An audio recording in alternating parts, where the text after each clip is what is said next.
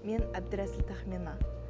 Роза кофейнясының руководителі Айымжан Төленді қызымен жұмыс жасап жатқаныма 1,5 жылдан астам уақыт болды.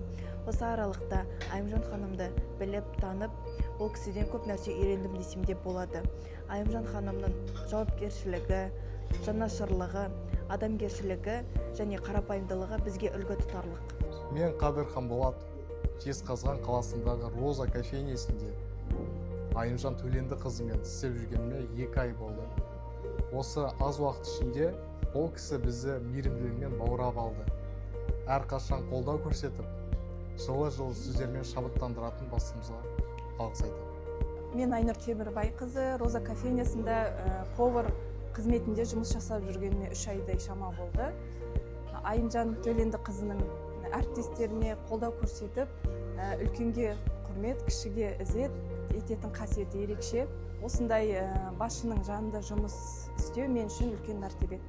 Мен Алғабек Дария, Сәтпаев қаласында орналасқан Роза кофейнясында Айымжан Төленді қызымен 1 жылға жуық уақыт еңбек еттім. Бұл арада маған қолдау білдіріп, бағыт-бағдар берген басшымыз Айымжан ханыммен мейірімді де ұйымшыл Роза ұжымына алғыс айтамын. 1 жыл ішінде өз жұмысымды сүйіп, жаңа тәжірибе жинап, ұмытылмас сәттерге куә болдым.